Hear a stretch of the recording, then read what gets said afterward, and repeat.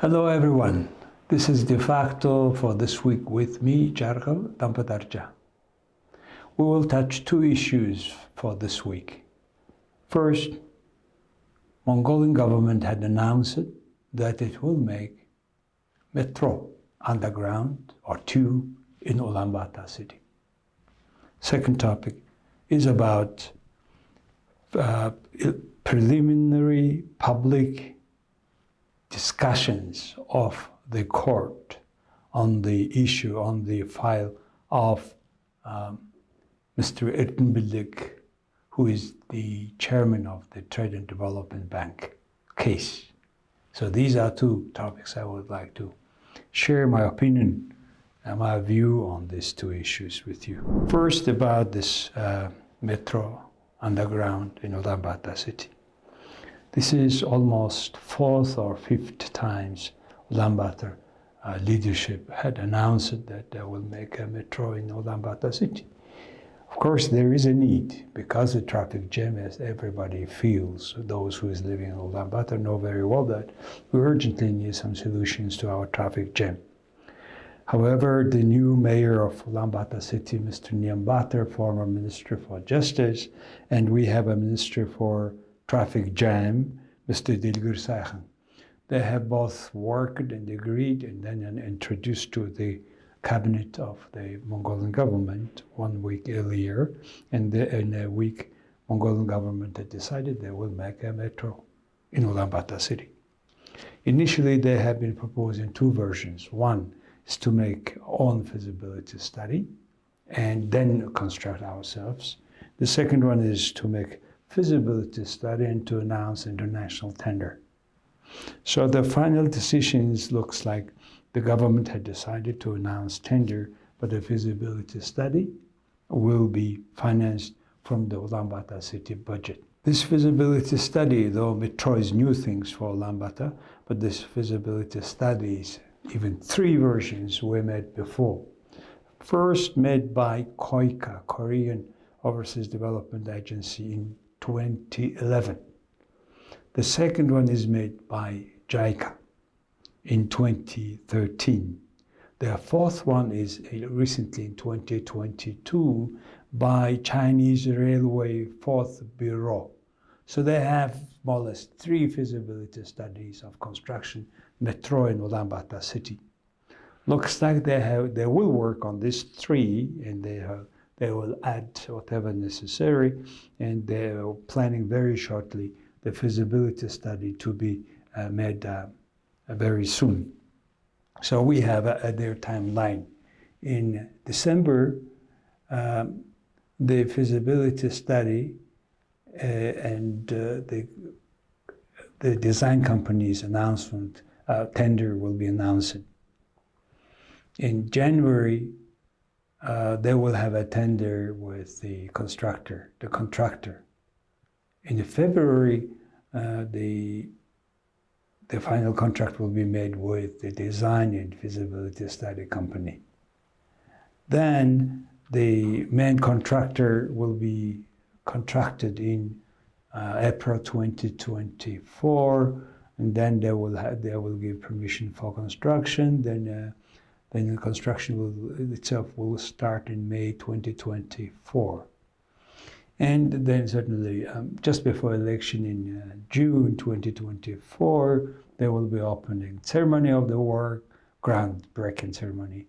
Then by February next year, 2025, a year after, by February 2025, the design will be completed, the construction will be started, and then by November 2027, the work will be finished. And in February 2028, the first test running will be made, and by April 2028, Ulaanbaatar citizens, Ulaanbaatar residents will have brand new metro stations. If it will be good if it will go on this plan, but there are many hurdles, of course, to follow all these plans. Based on the practices we have of management, of implementation, of construction, etc. So in terms of financing, according to the government sources, there will be some $1.5 billion loan from Asian Infrastructure and Investment Bank, which is based in China. Mongolia is one of the founding members of this Infrastructure Investment Bank. And they looks like they have conversation before, and they looks like they will have 34 years long-term loan, discounted loan to Mongolia. Well, then the government will have a guarantee for this loan, but there is a very interesting, tricky quote there. The Mongolian government guarantee letter loan size will depend on the implementation stages. So it meaning that the Mongolian government has certain limit of borrowing or giving guarantee to foreign debt. So that's what they mean probably. So where this metro line will go, Ulaanbaatar is extended, prolonged city from east to west, alongside of the Tol River. And this planned metro line will be from Amgalan, from the east end of Ulaanbaatar city. Not their very end, but Amgalan is the main major street's end. Amgalan and all the way to former international export or Yarmak, Boyentoha. So around 22 kilometers long line will be made. And then they will connect those two ends with the circular road, car road of Ulaanbaatar city to solve the problem of traffic jam. And but however, 1.5 billion looks like for me very low, because say I have been checking through, and for example the metro in Paris, which is at the depth of 10 to 36 meters. This one is for 1 kilometer, $250 million cost. In New York, for 1 mile, $600 million. So it's average, saying between two cities, 400 million per kilometer. Well, let's take this one and then multiply by 20 kilometers, it will be $8 billion US. And by the way, the deepest metro in the world is in Pyongyang in North Korea, 110 meters deep. The next one is 94 meters deep in southwest Chinese city, Chongqing. 8 escalators you go down just to reach the level of where the metro train is running. So it's a quite big game, and hopefully Mongolia will play by this international rule and standards, and if everything goes well by 2028, it's the beginning, and the land breaking and all this is all connected with the election circle. 24 June there will be opening the land breaking events, and 28 April we will have, just before another election, we will have metro. So let's dream on that, let's wait for that, and hopefully this time the government will do this project, which is good for everybody. Well, our second topic today is about this preliminary discussions of one case. It's a criminal case about Erdenet 49% purchase related case, and also it is the Darkhan metallurgy plant issue, and also Khutul cement factory. So all these three belongs to a group headed by Mr. Ulaanbaatar, who is the chairman of Trade and Development Bank, who is on the run now. He is outside of the country, which is steering many situations in the court system of the country. So one by one, this case has been discussed and going on for the last 5 to 6 years, since 2018. Anti-Corruption Agency had investigated the case since 2018, And finally, they asked the prosecutor to send it to the court. But there is many things happening between them. Well, let's do it one by one. In April 2022, Anti-Corruption Agency sent the file to prosecutor, but prosecutor sent it back for some reason. Then in December, in 8 months, they resend again the file to prosecutor. Then what happened? In February, the accused Ertin Bilek put 3 billion MNT as collateral and went for treatment in Singapore for 2 weeks. Since that, he had disappeared. That's why to the letter of Anti-Corruption Agency from December 2022, prosecutor said in April 23 that since this the defendant is not in the country, the file is returned.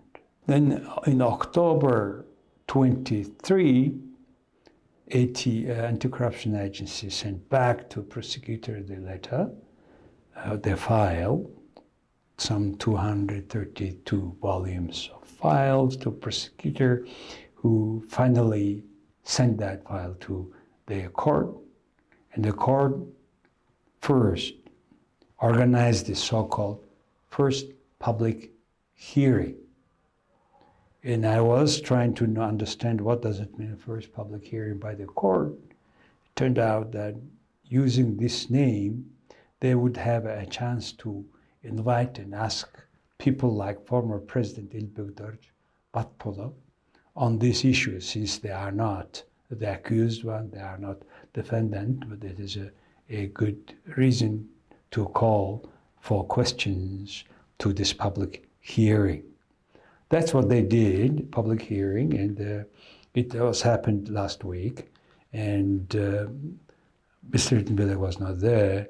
There were several ministers of that time, Minister Ulaanbaatar, Minister Bolor, Minister Batabayar, Minister Gambat, these major ministries of that time government.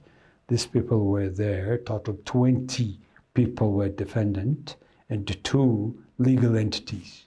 So the total 22 defendants were at the court.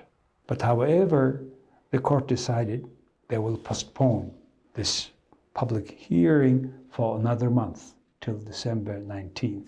Why? Because they say, according to the court, that, for example, first this Mr. Ertin Bilek is not in Ulaanbaatar, in Mongolia. He is on the run, though he had lost this 3 billion MNT because he had not shown on time. So the court has 3 billion of him as a collateral, not more collateral anymore.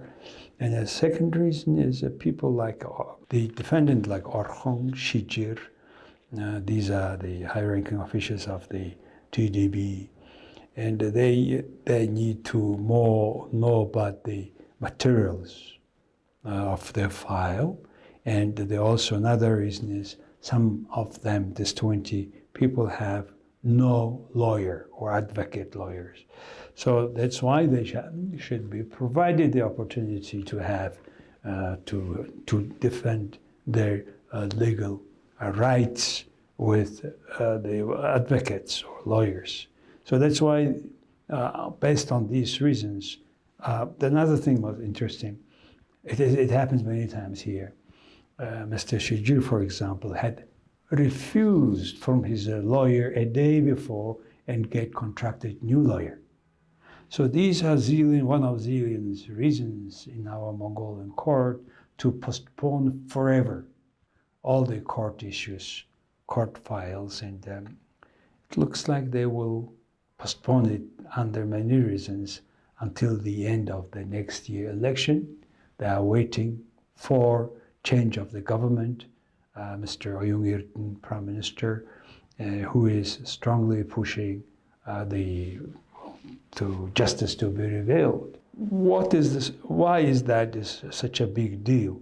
Because this is an issue of the corruption structure is at the stake. In Mongolia, people buy politicians through their financing their activities, and in return, they have advantage to implement big projects. This corruption system structure has been shaped for many years in Mongolia, which is disturbing the market, disturbing the justice. So people are really waiting from this court case the justice. By establishing the justice here, they will stop this corruption structure I just described. So that's why people are again disappointed, waiting for again December 19th. But I am sure that they will not make any decisions before the end of this year, which will make even harder to discuss this kind of events for next year, just before the election. Because, for example, some people already consider that it is election action of the People's Party against the Democratic Party, because mostly all these defendants are the people of Democratic Party members, their ministers, and because it had happened during Democratic Party ruling. So that's why before it becomes so much political, they may better even postpone the events. So again, unfortunately, we are waiting again as usual, and the court is making decisions also as usual, and it remains as it was before.